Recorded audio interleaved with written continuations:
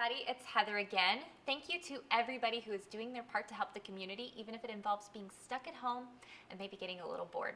So while schools in our area are out of session and many families are working out of their homes, the Fraser is planning to bring free, entertaining, and even educational content straight to your phones and computers.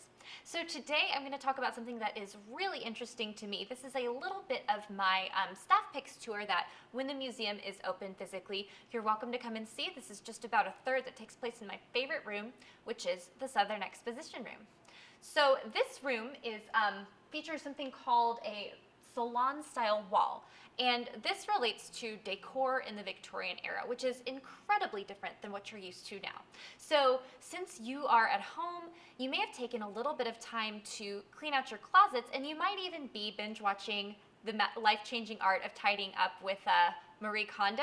So this is something really interesting that may get you a little bit of motivation to KonMari your own home. So the good news is that in the Victorian era, decor was very, very much more cluttered than it is now. We actually called it Victorian clutter. So what people have in their homes now is all KonMari'd, it's all minimalist, very, very, very nicely compared to what a house would have looked like in the Victorian era. So back then they had the ability to acquire new goods, and rich people were able to buy lots of little trinkets, and they wanted to put them out all at once.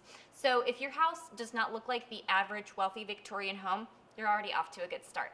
So this was a sensibility. It had to do with the number of new mass-marketed goods that people could afford.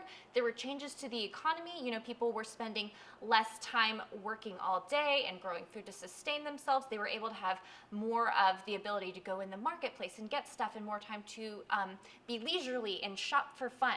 So basically, you did want to show off all of this new stuff you could afford, especially because we have this middle class getting even stronger.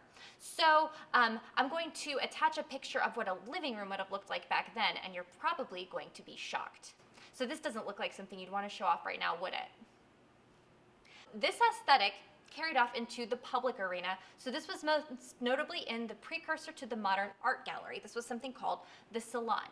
The Salon emerged in the 17th century in France, and these were hosted by the official academies of artists, and those people belonged to exclusive groups who met certain standards. It was like kind of like passing a test with your work. So the Salon model carried on into Europe and America, and in many public places like World's Fairs, like the Southern Exposition, whose hall we're in right now, would have had a temporary art exhibition that would have looked this way. So the idea was to showcase as much art as possible in the smallest space possible. And can you guess what the most coveted position was? I'll give you one hint, and that's the answer, which is it was eye level. So you can see the stuff that's up top is not as easy to look down, and you'd have to bend over in order to see the things that were at a lower level. And you absolutely would not have wanted to do that in a Victorian era corset if that was something you would have been wearing underneath your dress like they did in those days. So the middle, where everybody was right at everybody's eye level, this was probably the only time in history where the middle was your place to shine. So to the modern viewer, this style of decor is kind of excessive and it's kind of overwhelming. So as the years have progressed, people have reached a consensus that less is more, and that things should all be hung at eye level with lots of distance so that people have an equal chance to view it. So salon style has almost been forgotten, so I find this particular blast from the past in our museum to be a really intriguing way to show art in a historical way. So the pieces, of course, all date back to the late 19th century, and they're reproductions of some famous Impressionist arts works. So you may recognize some of them, and please phone in and let us know if you recognize any of them. So this is my staff pick for today, and I hope you enjoyed it. So stay tuned for more tomorrow. From our Fraser family to yours, we'll see you virtually until we can see you in person.